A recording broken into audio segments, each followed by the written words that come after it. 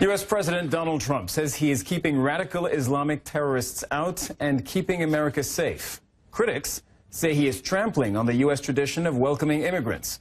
Friday, Mr. Trump signed a sweeping order barring people from 7 predominantly Muslim nations from entering the U.S. for 3 months.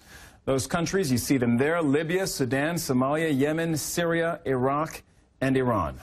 The order also suspends the U.S. refugee admissions program for 120 days. That's 4 months. The Syrian refugees are barred from the U.S. indefinitely.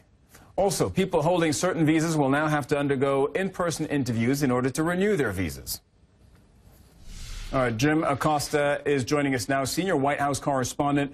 Jim, Donald Trump campaigned on controlling borders and a tougher vetting of people coming into the U.S. He's delivering on that promise. That's right, Cyril, he is. But make no mistake, these are some very sweeping actions coming from the new president. He signed this executive order earlier in the day over at the Pentagon. We just got our hands on the executive order. This is it right here.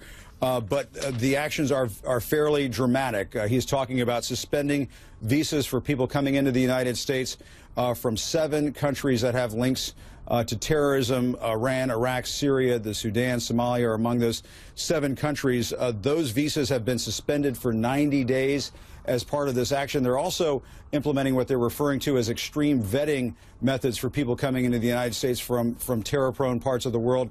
That would include biometric scanning, a more lengthy interview process. It's going to be a much more draconian step that's being taken here as part of that extreme vetting process. And then I think the part that is really going to send shockwaves around the world, and that is the suspension of the U.S. refugee program. This is for political refugees, religious refugees coming into the United States.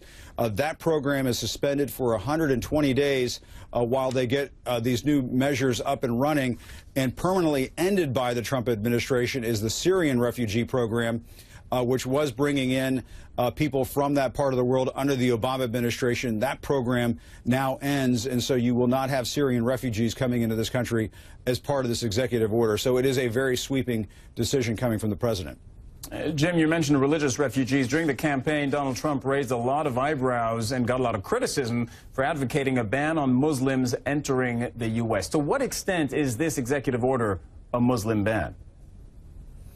Well, all of the countries listed in that temporary ban on those visas coming into the country for 90 days, those are all Muslim-majority countries. And so you have critics already coming out and making statements about this. Senator Kamala Harris from California, she's a brand-new senator, but she's been talked about as a potential 2020 candidate in the next election. If you can believe it, we're still talking about that, even though Donald Trump has just entered the White House. But she said, make no mistake, in a statement tonight, this is a Muslim ban.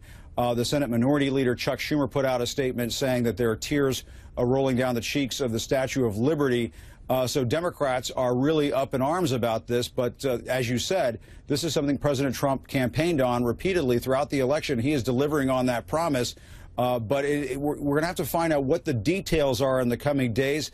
The White House issued this executive order, put out this paper statement to everybody detailing somewhat what is in here, but there's still lots of open-ended questions. The White House did not sit down with reporters and give us a briefing.